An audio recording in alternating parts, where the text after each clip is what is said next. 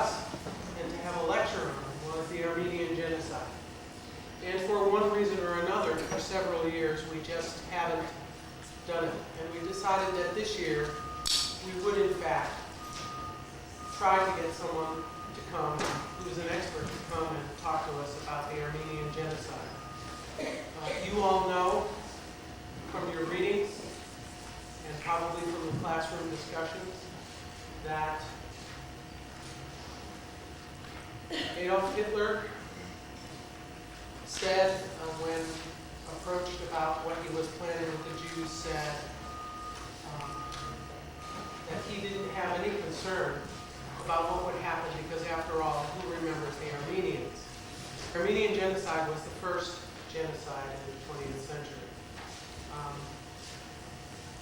And we are most fortunate to have an expert to come and speak with us, who is from one of our sister campuses in the CSU.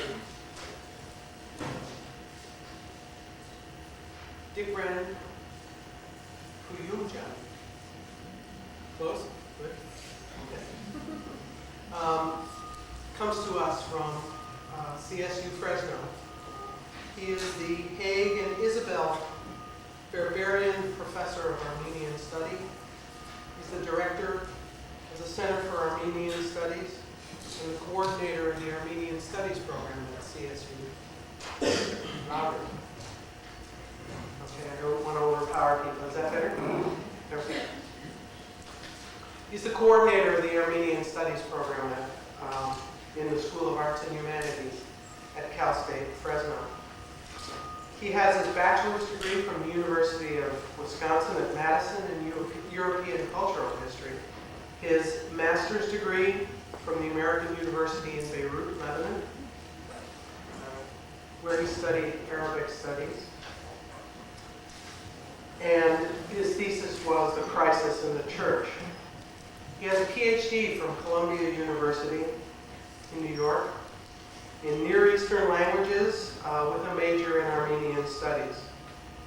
He had a minor in Turkic studies and Arabic studies, and his dissertation was a numismatic history of southeastern Caucasia. I'm being challenged here. And Armenian, based on the Islamic coinage of the 5th through the 11th century to the 7th to the 13th century. It's cut off here. I'm sure he'll correct all of my mispronunciation. Either that or we'll give him a test in Yiddish. From the very first time that I emailed him and asked him if he would come. A description of the Armenian Genocide. I will do some of that in passing. I've decided to use this splendid occasion with so many fine minds out there to talk about something that is not often discussed in relationship to genocide. I chose a title that I thought might satisfy Professor Goodman, and apparently it did.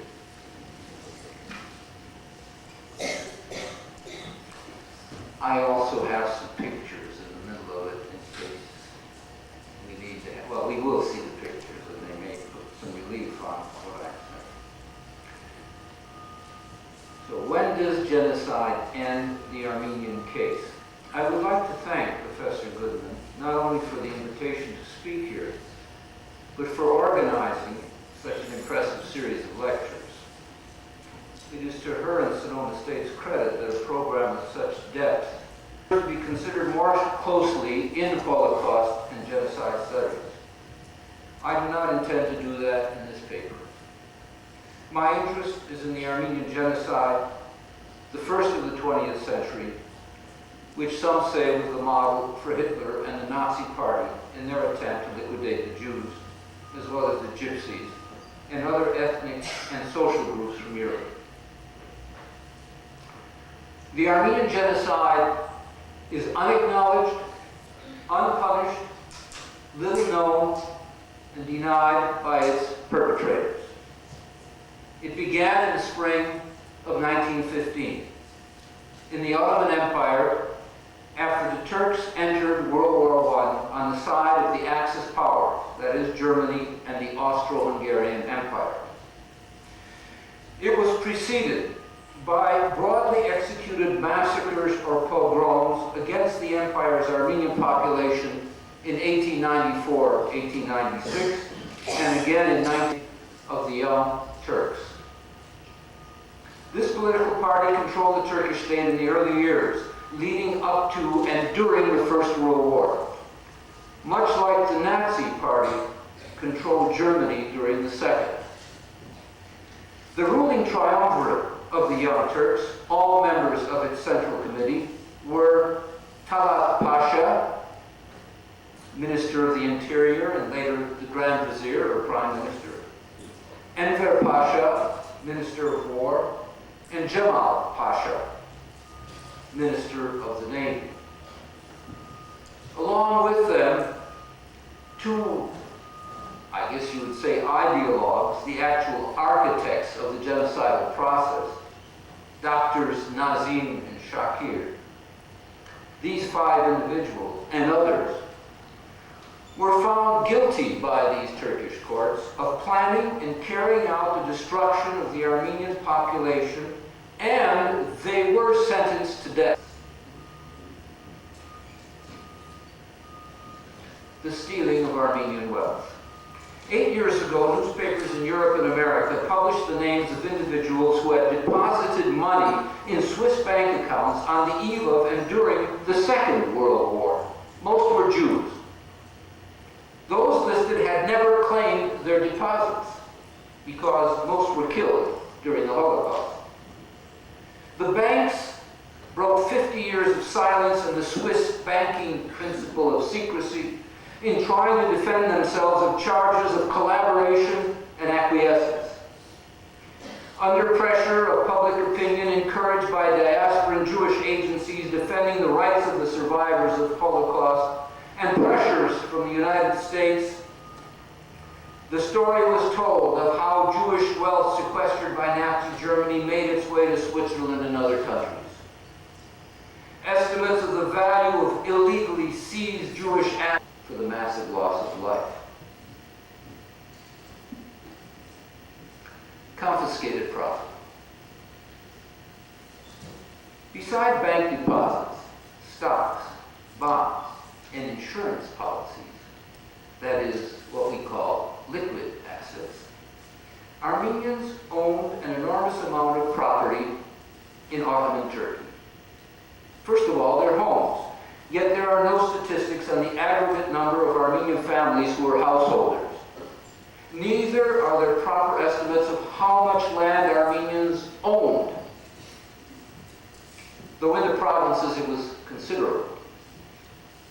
Our knowledge is better for certain towns and villages, but a serious effort to enumerate such holdings still waits to be undertaken. Nor, to the best of my knowledge, are there approximate data of the number of factories, farms, businesses, stores, and workshops belonging to damage suffered by the 90,000 Armenian families living in cities, again, outside of the capital of Constantinople, which we call Istanbul today, was 36,000 francs per family. And very interesting that an urban person family should be worth twice as much as a rural family. I'm not sure that's true any longer, certainly not in California. And the total of that came to 3,235,000,000 French francs. Comparatively less was proposed for the worth of the thousands of schools, churches, and other community buildings, 75 million francs in total. Total property and labor losses were nearly 8 billion francs. To this was added the value of human life. Nearly 7 billion francs, including an assigned value of 5,000 francs for each Armenian killed during the massacres. The grand total of damages of their departure.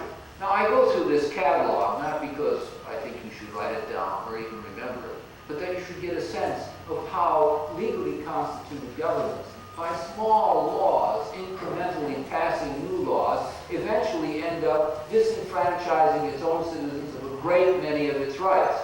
And if you think we're not living in that period now, I suggest you think again or take another course in addition to this one. The Treaty of Lausanne, signed in July 1923, nevertheless provided and still provides protection of minorities, on condition they are citizens of Turkey. As will be seen, nothing prevented Turkey from depriving certain minority groups of their citizenship. The Turkish government, in the wake of its successes at Lausanne, that is, it managed to have a new peace treaty. The original peace treaty was not at all in their favor. 3 years later, they essentially... A photo taken, no, 3 years later the city was gone. 4 years later. And today when you're up on that hill looking down, this is the city of Van. Now there is a city of Van today. It's 2 miles away from this city, a brand new city, the Turkish city of Van, a very large one. This is the old historic city of Van, where Armenians and Greeks and Turks lived together for centuries, but mostly Armenians.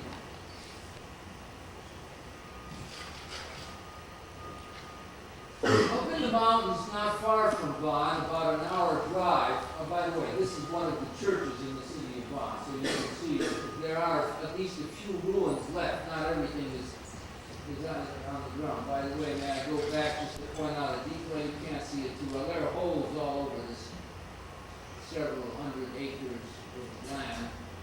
Over the last 70 years, Turks keep digging holes thinking that they're finding gold in the Armenian buried. All remaining Armenian churches in Turkey are endangered by this neglect. And I'm going to show you 2 examples, probably the 2 most famous Armenian churches that have survived.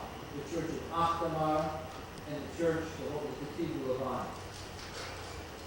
The Church of Akhtamar was actually the center of the Catholicos. There were 3 before the genocide. One of them was resident here on this island in that same Lake Van that you saw, and it ministered to all of the Armenians around Lake Van. There were hundreds of villages and literally hundreds and hundreds of churches. It was, the Catholicos say, had not only the Church of the Holy Cross at Akhtamar, but of course the cells for the monks, and a school, that is the seminary, and a certain population on a very small island.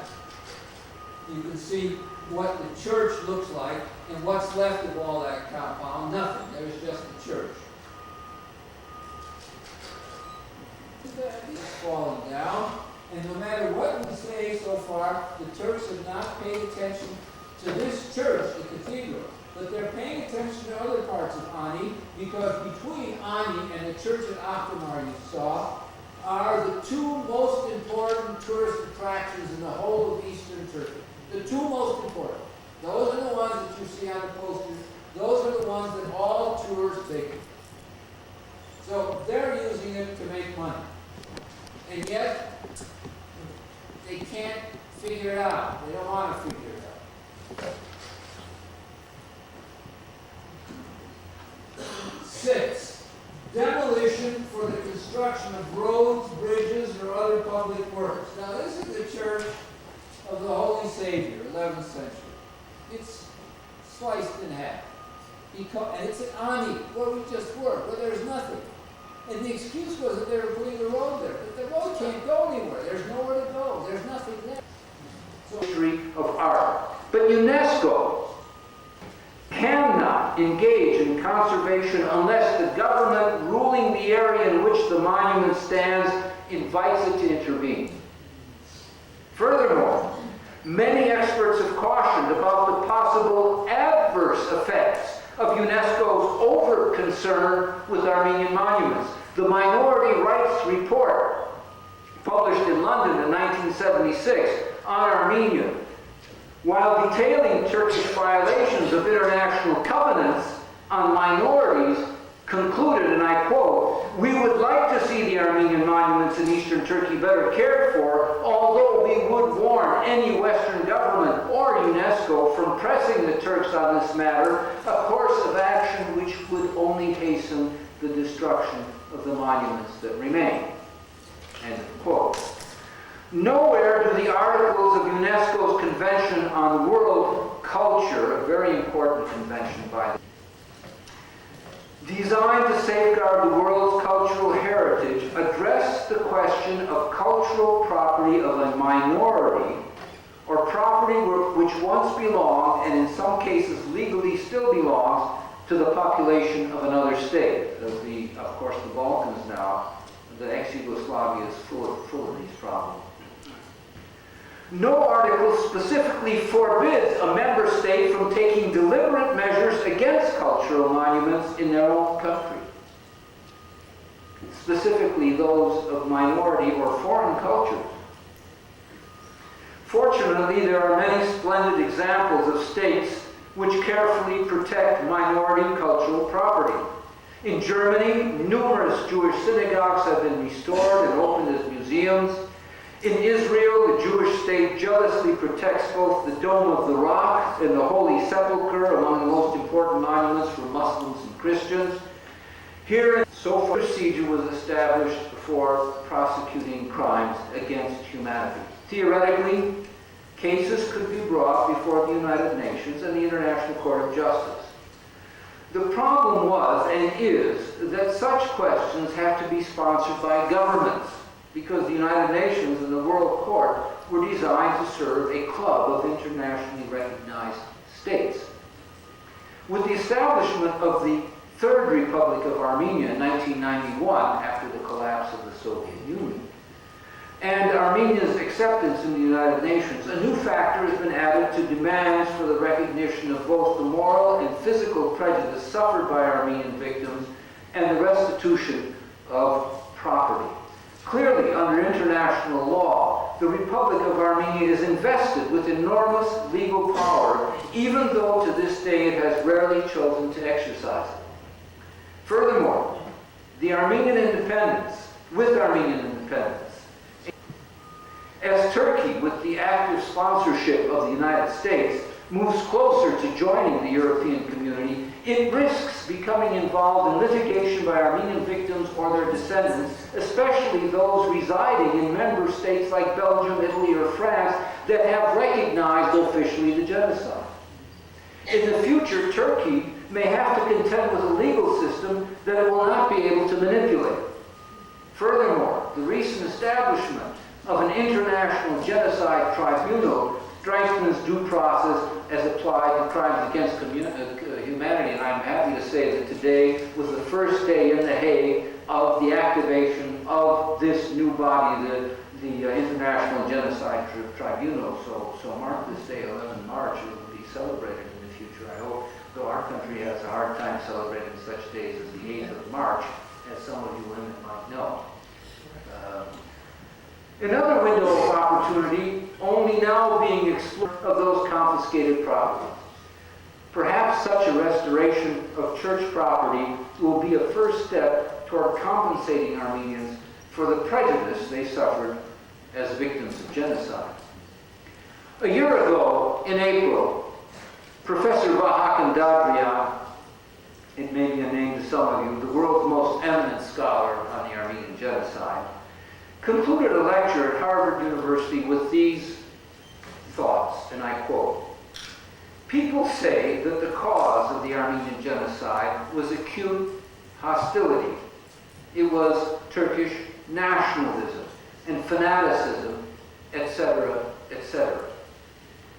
True, but in my judgment, as in the case of the Holocaust, genocide beyond these factors emerges here as a means to an end. It is therefore functional. A heterogeneous society denial.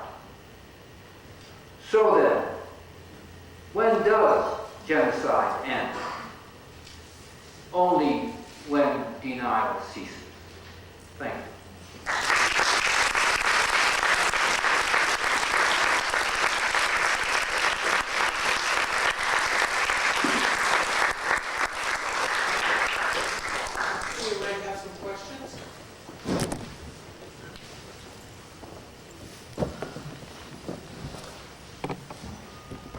Yes, ma'am. I spent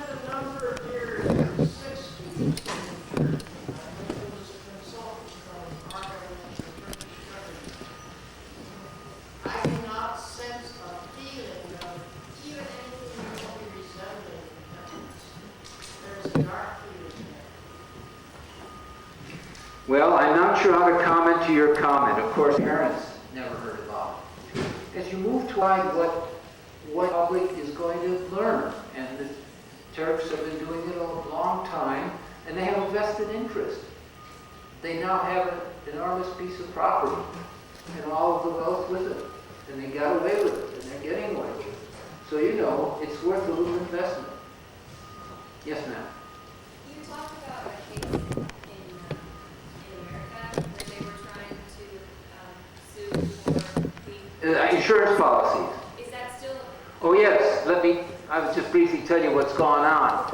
A man named Marty Marutian in Los Angeles had the insurance policy of his uncle, and he was the only survivor. There are others that have had them too. The writer Peter Balakian's mother tried to get the claim on the insurance policy in the 20s and actually went through our State Department's legal program.